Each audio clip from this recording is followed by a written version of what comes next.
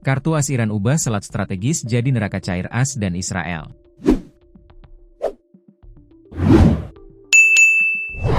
Iran telah menguasai sepenuhnya Selat Hormuz dan 20% energi global serta 30% ekspor pupuk melalui jalur laut yang melewatinya. Di tengah ancaman invasi darat Amerika Serikat, AS, media Iran mengisyaratkan kesiapan membuka front baru guna mencekik jalur perdagangan vital lainnya. Jika musuh mencoba melakukan operasi darat di pulau-pulau Iran atau di tempat lain di wilayah kami, atau berupaya menimbulkan kerugian bagi Iran melalui pergerakan angkatan laut di Teluk Persia atau Laut Oman, kami akan membuka front kejutan lainnya, ujar seorang sumber militer Iran kepada Tasnim. Iran memiliki kemauan dan kemampuan untuk menghasilkan ancaman yang kredibel terhadap Selat Bab al-Mandab, tegas sumber tersebut. Bab al-Mandab adalah bahasa Arab untuk gerbang air mata atau gerbang penderitaan. Dinamai demikian karena tantangan historis dalam menavigasi perairannya.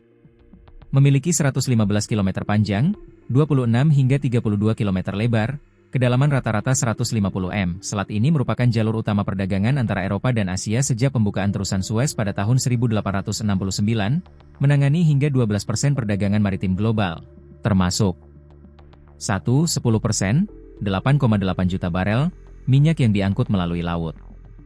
2,8% LNG. 3. 5% pupuk yang diangkut melalui laut yang tidak melewati Hormuz. 4. 30% pengiriman kontainer. Para pejuang Houthi Yaman, anggota de facto poros perlawanan Iran, terbukti mampu menutup selat tersebut bagi Israel dan pengiriman yang terkait dengan AS pada tahun 2023 hingga 2025, merebut 2 kapal, merusak lebih dari 30 kapal, dan menenggelamkan 4 kapal.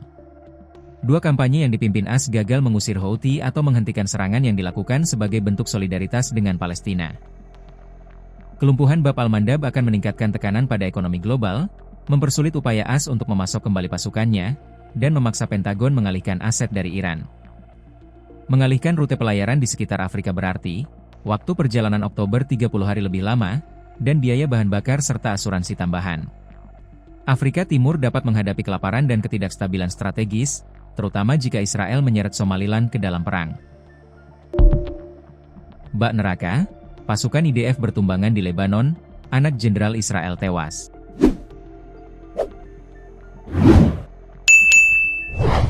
Kelompok Hizbullah terus melakukan perlawanan terhadap agresi Israel di selatan Lebanon.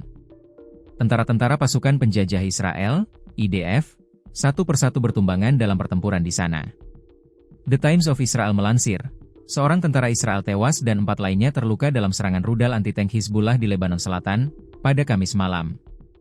Ini kematian kedua di jajaran militer Israel hari itu. Prajurit yang terbunuh dari Batalion 77 Brigade Lapis Baja ke-7, dari Yerusalem. Dia adalah tentara keempat yang tewas dalam konflik dengan Hizbullah yang dimulai pada 2 Maret. Saat itu kelompok Hizbullah mulai menembakkan roket dan drone ke Israel untuk membela Iran yang tengah diserang AS Israel. Tentara tersebut adalah putra Brigadir Pengawas Keuangan Perusahaan Pertahanan, Jenderal Yair Volansky, yang sebelumnya memimpin Brigade Lapis Baja 401. Menurut penyelidikan awal IDF, operasi Hizbullah meluncurkan 2 rudal anti-tank dari daerah utara Sungai Litani di sektor timur Lebanon Selatan, menargetkan tank Merkava Israel.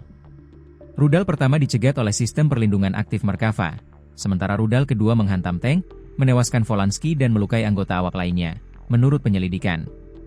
IDF mengatakan 2 perwira dan 2 tentara dari Batalion 77 terluka ringan dalam insiden tersebut. Hizbullah sebelumnya mengeklaim mengenai 10 tank Israel dalam operasi tersebut. 2 buldozer Israel juga kena rudal Hizbullah. Sebelumnya pada hari itu, militer mengatakan seorang tentara IDF tewas semalam dalam baku tembak dengan agen Hizbullah di Lebanon Selatan. Sepanjang Kamis, tembakan Hizbullah terus menghantam Israel. Kelompok tersebut meluncurkan lebih dari 100 roket dan menewaskan seorang pria serta melukai serius lainnya di kota Naharia di utara. Sirene terdengar di kota pelabuhan Haifa pada Kamis malam.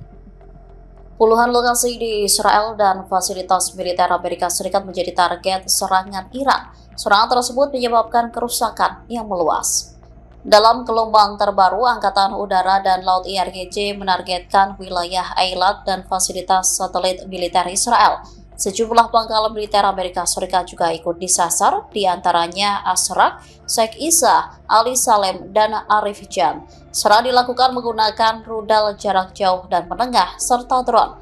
IRGC menyebut lebih dari 70 target dihantam dalam beberapa tahap serangan. Wilayah yang terdampak meliputi Haifa, Dimona, hingga kawasan sekitar Tel Aviv. Rudal yang digunakan antara lain Ehmat, Hiam, Horamsar 4, dan Hadar. Iran mengklaim seluruh serangan berjalan sukses dan tepat sasaran. Selain itu, IRGC juga menyebut sebuah jet tempur F-18 Amerika Serikat ditembak jatuh di wilayah Jabahar. Serangan lain turut menyasar pertemuan pasukan Amerika Serikat di Erbil. Di laut, Iran mengklaim meluncurkan rudal ke arah kapal induk USS Abraham Lincoln hingga memaksanya mengubah posisi. Operasi ini disebut sebagai bentuk penghormatan bagi para prajurit yang gugur. Korps Garda Revolusi Islam Iran mengumumkan pelaksanaan gelombang ke-83 Operasi Sadik 4 pada Jumat 27 Maret 2026. Serangan menyasar depot minyak hingga militer Israel. Serangan dilakukan melalui operasi gabungan rudal dan drone. Aksi ini melibatkan Angkatan Udara dan Angkatan Laut Garda Revolusi.